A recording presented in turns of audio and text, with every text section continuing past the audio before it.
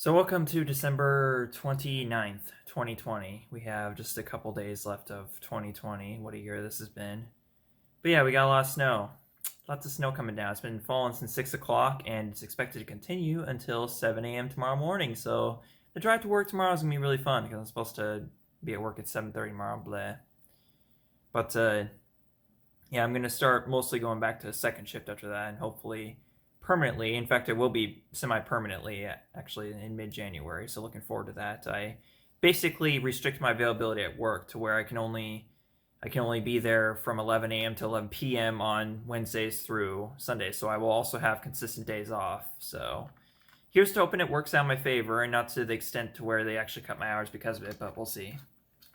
But anyways, yeah, that snow is I'll probably have to give an update on that tomorrow because this has been the biggest snowfall or snow accumulation we've had this season. We've only had one other actual snowfall, and that was like a few days ago or so. But yeah, that other than that, it's just been a fairly mild winter up to this point. And I know Washington has had a pretty mild winter up to this point as well, but I'm not there, and I haven't been there since I moved here, so I'll have to see what's come of it once I visit later this year. Later this coming year. Well, March or April, so there's not gonna be any snow if there ever is actually, but whatever. Either way, future does look bright. It's gonna be 2021 soon. This promises to be a much better year than 2020, but we don't want to jinx it, obviously. But either way, I'm sure it'll be bright. I'm sure it will be full of video games for me and my friends, just like usual. It's to be expected. Also full of Walmart because that's where I work full time. So maybe not exactly the brightest future, but that depends on how you look at it. But either way, full of video games, and I'm sure Nintendo would like that. But the thing is, in 1995, they deemed it to be red and black. Yep, this is the Virtual Boy. Nintendo's second biggest hardware failure behind the Nintendo 64 DD, which I have no hope of ever owning because of how freaking expensive that was. Like, the one listing I ever saw of the Nintendo 64 DD was $10,000. And I don't plan on spending that much ever on a piece of video gaming hardware. Ever. But yeah, this is the Virtual Boy. And it was released only a few weeks before I was born. It's hard to think that when I was born, this was the current handheld that Nintendo was using. And this was supposed to be a handheld. It was supposed to be a portable gaming system. It was supposed to be the successor to the Game Boy, which continued to go on up until, the GameCube era, basically. Like 2003, I think it was. The original Game Boy finally discontinued. But this launched in North America in August of 1995 and was discontinued in March of 1996. This thing only lasted 6 months in North America. And I'm going to show you my collection today, but I will say that it is only 2 games. However, that I'd like to let you know that is 1/7 of the entire North American library of the system. There were 22 games on the Virtual Boy total, and only 14 of them were released in North America. So I'm holding 1/7 of the entire Virtual Boy collection right here, or library, or whatever. So I figured that alone makes it worth its own video, despite the fact that it's only 2 games. But first of all, we have the game that I got with my Virtual Boy, and this is the launch title in the system, Mario's Tennis. Funny enough, this is the only Mario sports game that Mario actually owns, because it's his tennis. It's Mario's Tennis. That's how it's easy to remember the title, because all the other Mario Tennis games are called Mario Tennis, but this one's called Mario's Tennis. And yeah, up until a few months ago, this was the only Virtual Boy game I had, and it was my first experience on the Virtual Boy. And one thing I will say about the Virtual Boy is, one thing I really like about the Virtual Boy is the controller itself. It's pretty cool, actually. It's dual D-pad, which is pretty interesting, I don't think we saw that a lot back in the day. Like, obviously dual analog is the main, is kind of mainstream at this point, but dual D-pad's that's kind of interesting, actually. But yeah, it was supposed to be the claim to fame that it was going to be that the graphics were in 3D and virtual reality. So That's basically what was supposed to make it successful. But one thing that's very fascinating about the Virtual Boy is that it's not powered like usually the power supply is in the console itself. But no, the power supply is in the controller. The system is powered by the controller. So if we don't have a controller plugged into the Virtual Boy is not going to power on because it doesn't have a power supply inside the system itself.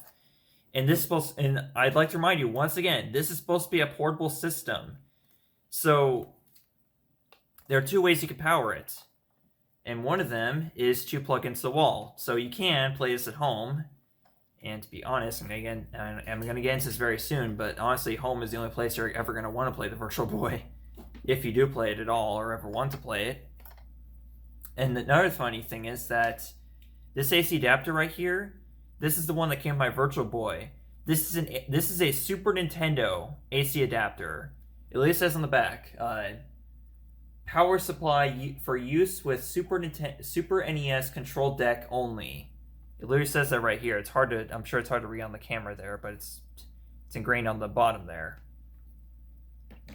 And if you open up the power supply bay on the controller, it says right here, AC adapter tap model numbers, use with Super NES AC adapter only.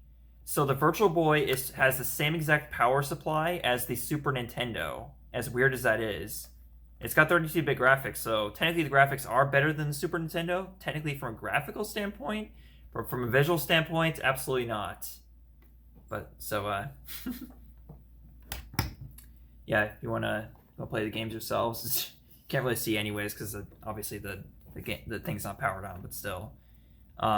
Yeah, so I played this for the first time around the same day I got it, and yeah, I only played Mario's Tennis for like about 10-15 minutes at the most, because it was already causing eye strain. I already felt like I was taking, it really does feel like you're taking an eye exam in the words of AVGN. But yeah, having the Virtual Boy, that means I own every Nintendo system aside from the N64 DD, which if you even consider that a console, because honestly it kind of isn't. It's more like just an add-on to the Nintendo 64. So, but it had games of its own, so that's why I guess it's considered like a legit system, I suppose. Okay, sorry for the brief pause. My phone actually ran out of battery and died there for a second, so I had to plug into the charger and boot up again. But yeah, so that was Mario's Tennis. Okay, so aside from the eye strain you get from playing Virtual Boy, otherwise it's just it's Mario characters playing tennis. There's not really much to it. It controls pretty well, and that's the thing. Like a lot of the games on the Virtual Boy were pretty decent games, honestly. Like most of them were pretty good, and the controller itself, doesn't harm the games at all. It's a really good controller, but yeah, the only issue with all these games is the system that's on. And do I intend to collect all the Virtual Boy games? I don't know.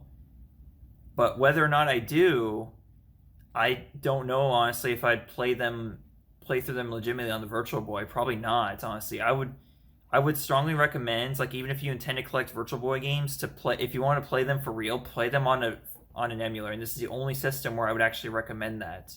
Like, legitimately, just for health reasons, honestly. So yeah, Mario's Tennis, decent tennis game. That's all there is to it. Mario characters in it. But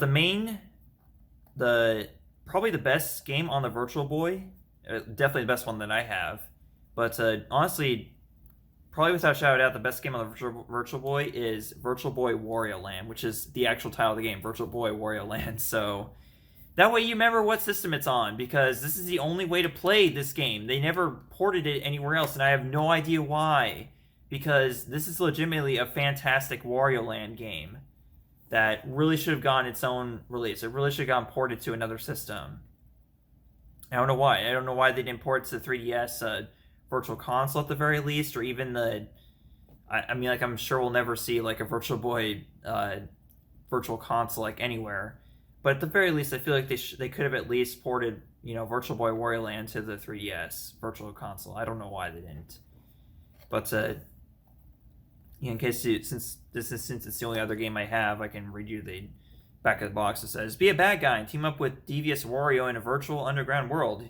Yikes, get ready for a devious treasure hunt with the infamous scheming Wario.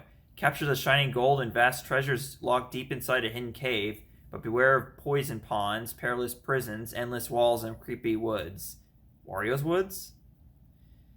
Make a quick change into Seed Dragon Wario, Eagle Wario, and Bull Wario, and utilize their mighty strengths, blow away enemy cave defenders with body attacks and power actions. Succeed in this greedy plot to seize the riches of this underground world and find this key to freedom. Wario returns, and this time he's gone virtual. Incredible 3D graphics and astounding levels of scheming action. Incredible 3D graphics. The only thing that's 3D about this game is the fact that Wario goes, like, jumps into the background every now and then and into the foreground. Like, that's the only 3D thing about this game. Amazing multi-dimensional cave environments take you deep into a secret underground world. New enemies and bosses increase the fun and challenge. But yeah, with all it's slapped with warning signs like pretty much all over the boxes and all over I'm sure the original box that the Virtual Boy came in, which yeah, if you want to get those, you're going to have to fork out thousands of dollars, I'm pretty sure. So yeah, like I was saying, getting back to the controller, you can either plug the Super Nintendo AC adapter into here, or there is a battery pack that you can put right here.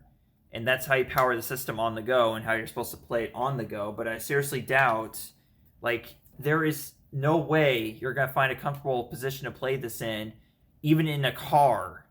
Like, and you're not going to want to play this, like, anywhere because it looks kind of, ridiculous, someone playing this. But there's, funny enough, there's actually an extension port on the bottom right here next to the controller port, where there was supposed to be a link cable that would link this to another Virtual Boy so you could play games in multiplayer.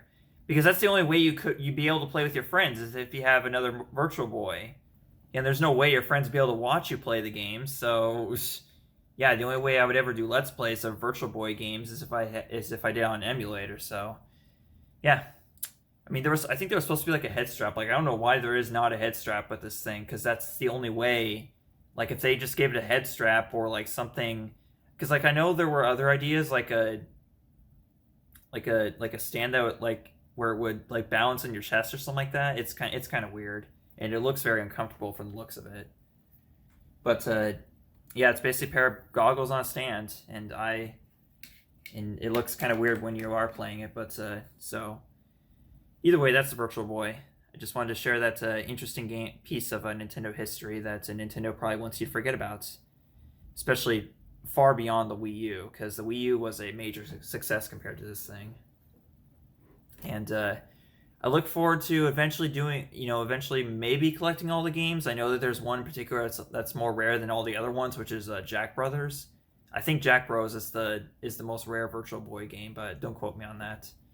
But either way, I've seen other Virtual Boy games here and there, like in video game stores, and they're not that expensive. They're a little pricier than your average Game Boy game, obviously, but they're not that expensive. Like, not as much as you would think they would be with how small the library is. It's a lot hard to acquire a Virtual Boy itself. I spent I think it was like $350 on mine. I think that's how much I spent on my Virtual Boy. Don't quote me on. I don't remember. I'd have to look at my Amazon listing to find out, but. Either way, folks, that's all I have for today.